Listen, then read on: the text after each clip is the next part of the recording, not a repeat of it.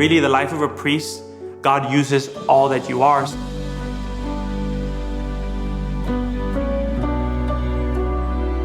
Being a priest doesn't mean you stop being yourself. It means to be yourself and to give yourself away.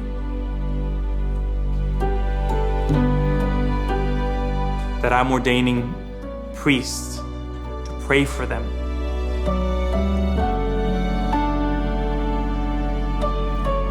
We need to know that God is close, and through the priesthood we have a clear sign of that.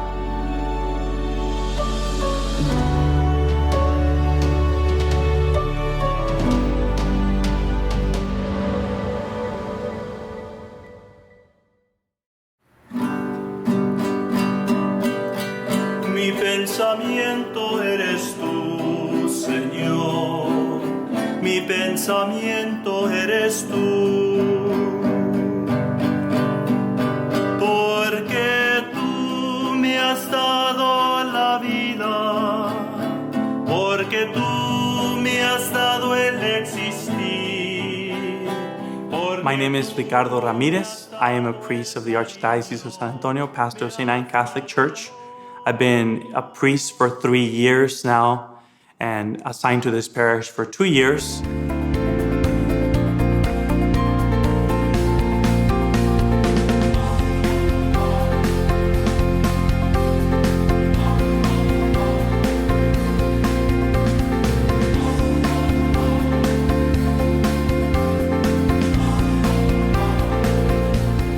Being a priest is being with people at their most vulnerable, at transition moments in their lives. And in a day, I can be with somebody who is getting ready for eternal life, and at the same time, somebody who is coming into the church or getting married, or someone who's having a baptism. And so it's a great privilege to see and to be a part of someone's life when someone shares their life with you, what God is doing.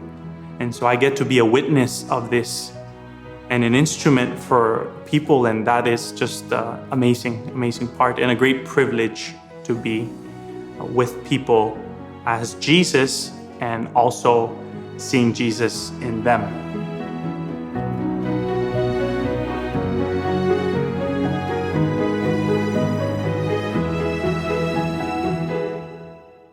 This parish has been here for about 110 years.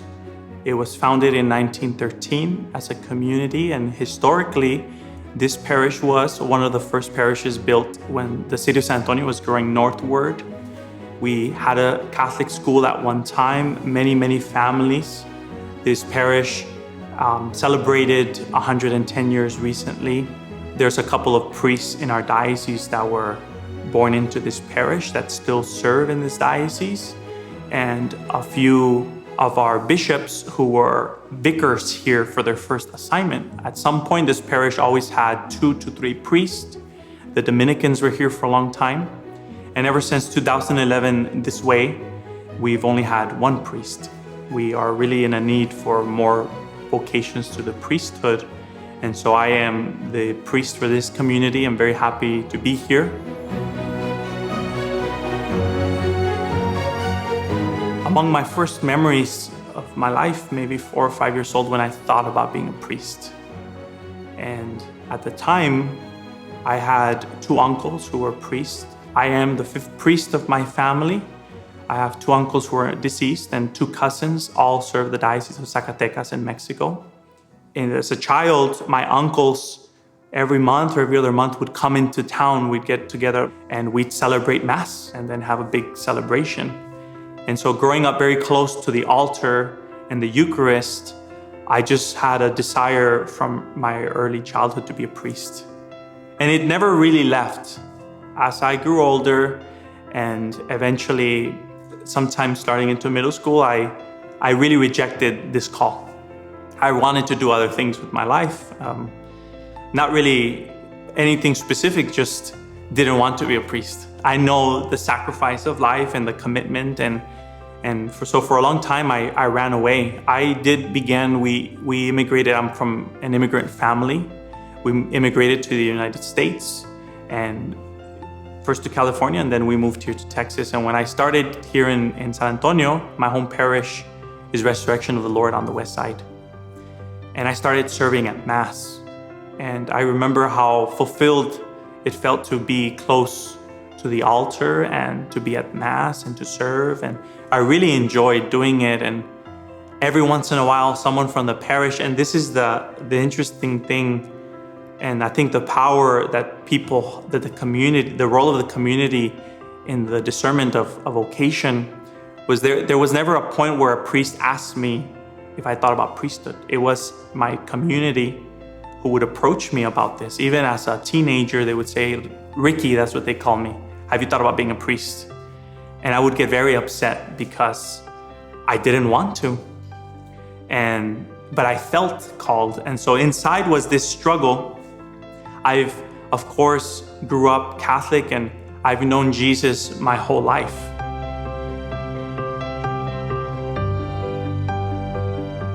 In my high school years, I did have a very powerful experience of God for the first time. God was a God who was close. I was raised in the faith, but there was a moment where I attended a Teen Acts retreat. And at some point on retreat, for the first time, I felt loved by God, that I was loved. And it was a transformation of my relationship with God to be more personal. And after that moment, I spent a lot more time with Jesus. I was responsible after the Vigil Mass for locking up the church on Saturday evenings. So I would lock up the church, everyone would leave, I'd turn off the lights, and then I'd go and sit in front of the tabernacle. And my prayer for a long time was, Jesus, what do you want me to do with my life? Except for this. You ask me anything and I will do it except for priesthood.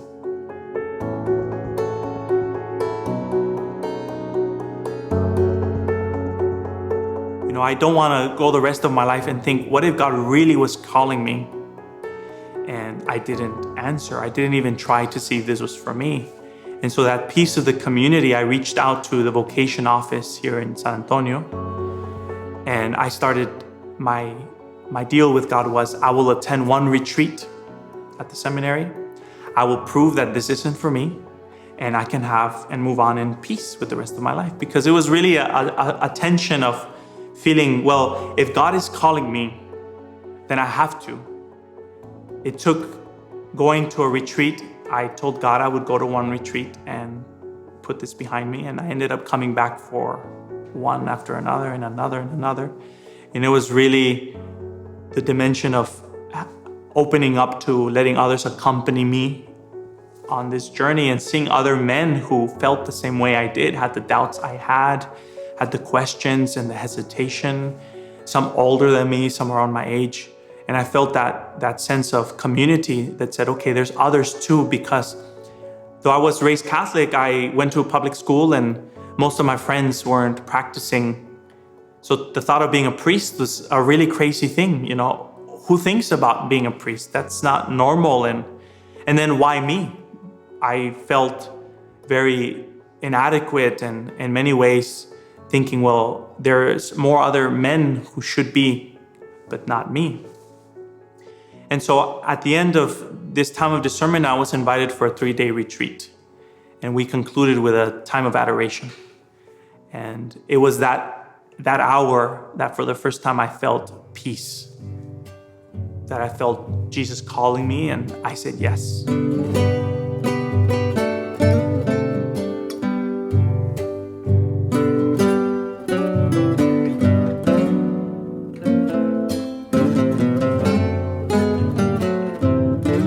My parish priest, after listening to me, told me that God, if he was calling me, which he said, well, I think God is calling you, but if you say yes, he loves you, and if you say no, he doesn't love you any less. That Jesus loves me, that I am his beloved is always the key to greater intimacy and also greater openness to hear whatever God has to say.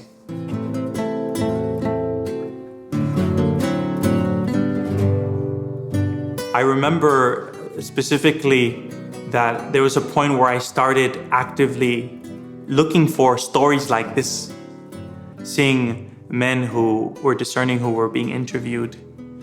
And I remember my dad is a truck driver, and in the truck he would keep all kinds of religious magazines. Among them were these vocational magazines from my home diocese in Zacatecas that I think he got from family. And when my dad wasn't looking or he wasn't in the truck, I would read. And I would reread and reread the stories of these men who had the courage to answer. And I longed for that kind of courage. I longed to really commit myself, though I was very afraid to do it. Like God was teasing me, it's like, here's a little bit more. And I was hooked, and I got a little bit closer and a little bit closer. And the longing for priesthood really grew inside of me.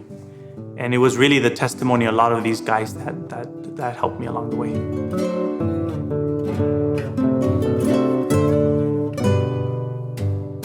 I joined when I was 17, so I did my college years, my philosophy and pastoral ministry study and theology in seminary. So I had a kind of like a second upbringing. I grew up in my parents' home, and they fostered my faith.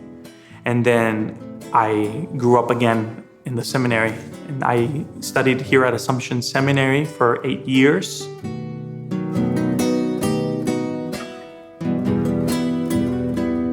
Well, it was a very fun time, a very busy time, and also a very crazy time. There's 80 plus men from different backgrounds, different countries. And so we had this range of ages and everything in between, and maturity levels. And so we're all on the same journey. And as a community and as a family, so there were times of family where you're really apart, and maybe you fight a little bit with your brothers.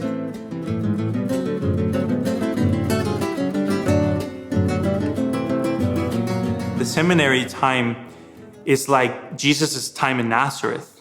There was time of preparation, a time of study, a time to deepen your own call and your relationship with God.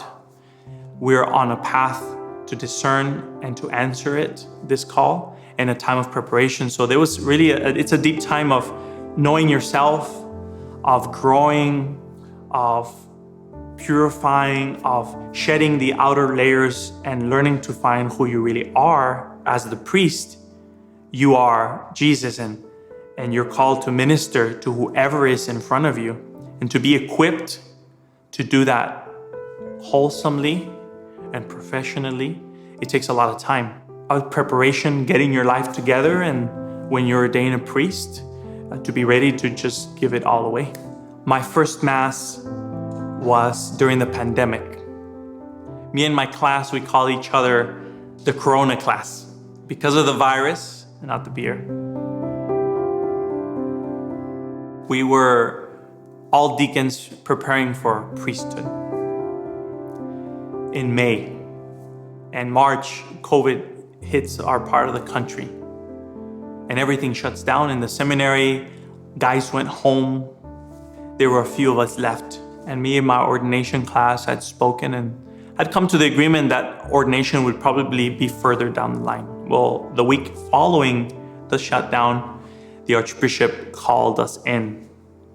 And he said, simply, we sat down and he said, I've decided to ordain you individually next week. Who's going to go first? The ordination was in the cathedral with only 10 people, the doors closed.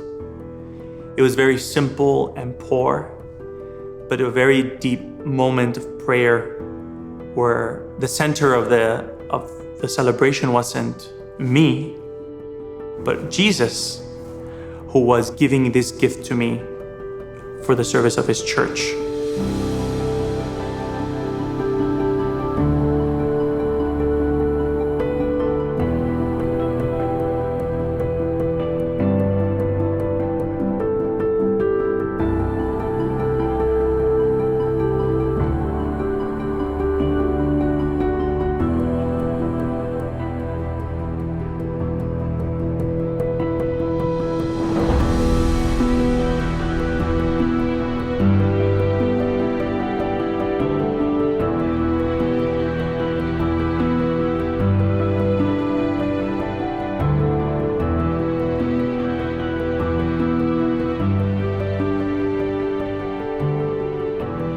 after that next day, of course, it's March.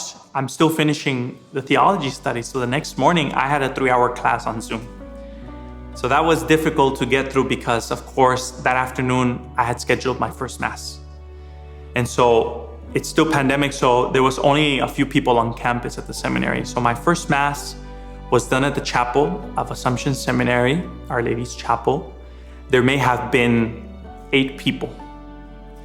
1 priest concelebrating, a classmate, and myself, and maybe 8 people scattered in the whole chapel. And so we live streamed, so my family was able to view it online, and it was during Lent.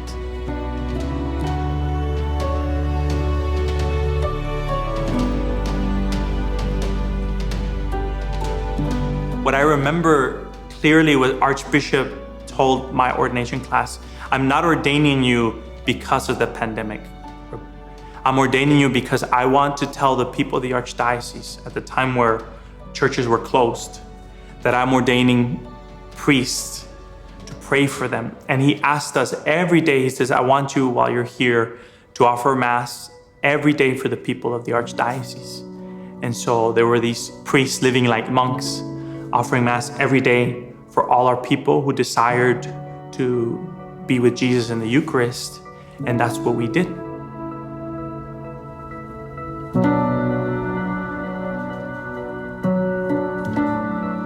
I did not have a celebration of ordination. There was no welcoming party, but all of our people were going through the same thing. Some people lost loved ones. Everybody was afraid and scared, and all of them without that celebration of the Eucharist. And so I think it was very fitting that their priest would be one with them.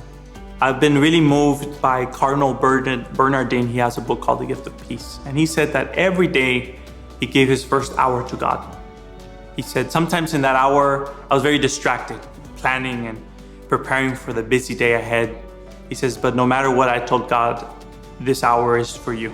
And so usually I spend time with Jesus in the morning, and then my day is very much filled up. It is filled up with visiting people and receiving people in the office.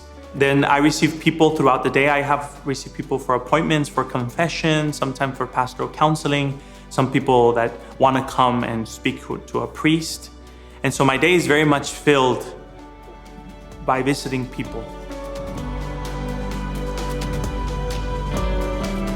The center of my day is always confession and Mass. I hear confessions every day here at St. Anne.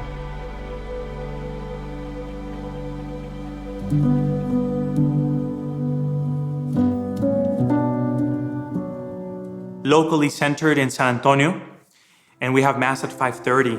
And because of where we are, a lot of young people come from everywhere, from leaving work, from going home, and they come and they have daily Mass here. So it's really a joy to be with other Catholics who are around my age too, though they may not think of it that way because I'm a priest. And then usually the evening, a lot of meetings, visiting with ministries, administration that has to do with the parish. But I always try to end the day going out somewhere on a bike ride, going on a walk, visiting with friends, playing music, and I play guitar, and so I really enjoy that. A priest's life is not lonely in terms of people. We are with people all day. All day. So it's really nice to come home to some quiet. And then at the end, I finish my day visiting with Jesus again in the chapel and just sitting with him for some time and calling it a night. At some point during my day and my week, I also love to read. I love to go to coffee shops and just sit and enjoy a book, novels and all kinds of reading.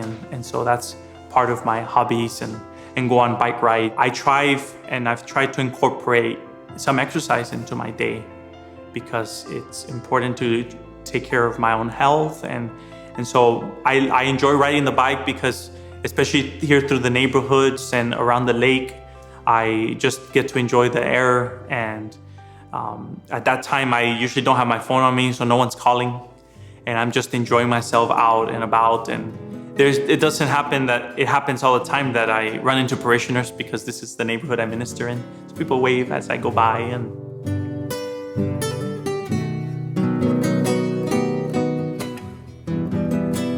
it's funny story. I didn't know this until recently, but apparently when I was really little, I wrote to the baby Jesus around Christmas that I said I wanted a guitar, and my parents always said how they were always found it strange because people in our family didn't play music, but I wanted to play music. And so I really got into the guitar around middle school, and I just picked it up one day and really enjoyed playing it. And eventually when I joined seminary was when I really started to learn more, being in the choir, at some point even learning to sing and cantor. And so music is a part of my life in the expression that goes with music and playing. I love to play country and mariachi music. Toda mi vida eres tú, Señor.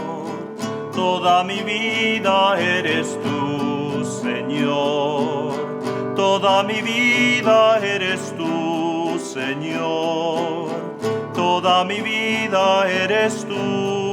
And I'm an introvert, if you believe it or not, but I really enjoy singing, and especially in Mass too, I love to chant and I love to sing. And I think it's really, like Augustine says, when you sing, you pray twice, and it's really a way to express myself. And usually in the evenings too, I pick up the guitar and just play a few songs. I would say to young men discerning priesthood that they have to get to know Jesus. If there's a thought about priesthood, the closer you get to Jesus, He will show us the way. And there's a great fulfillment in answering the call. There is a great fulfillment of life and of peace that comes with knowing that God had called me from the beginning of my life, or maybe in the middle of my life. At some point, God entered my life and chose me to follow Him in this way. And I would tell those young men to be courageous, to talk to Jesus, and to talk to a friend, talk to a priest, talk to a member of their community. The community piece and the closeness with Jesus is so important to discerning the call, and to not be afraid to answer and to say yes. It is a difficult thing to commit, especially in our day and age, to think of something so permanent when everything is so not permanent and everything's quick. We're used to things this way, and if I follow God, He will provide for me, and He will equip me, and He will help me. And really the life of a priest, God uses all that you are. Some guys think, well, as a priest, I won't be able to enjoy my life, or they think that it's an end to celebration and joy, but it's quite the opposite. Being a priest encompasses all of who I am, and God uses all my strengths and my weaknesses, and all of my life comes to the fore for the service of the church. Being a priest doesn't mean you stop being yourself. It means to be yourself and to give yourself away. And so there is a fulfillment in that. The world needs priests. When we look out at the different things happening in the world, usually it's the negative things that stand out to us. There is a lot of hurt and war and difficulty, and life has its challenges. And we need men who will bring God to people, to be the face of Jesus, to bring people hope and light and healing. This is what we need. We need to know that God is close, and through the priesthood we have a clear sign of that. Porque tú me has dado la vida, porque tú me has dado el existir, porque tú me has dado el cariño, me has dado amor, porque tú me has dado la vida, porque tú me has dado el existir, porque tú me has dado el cariño, me has dado amor.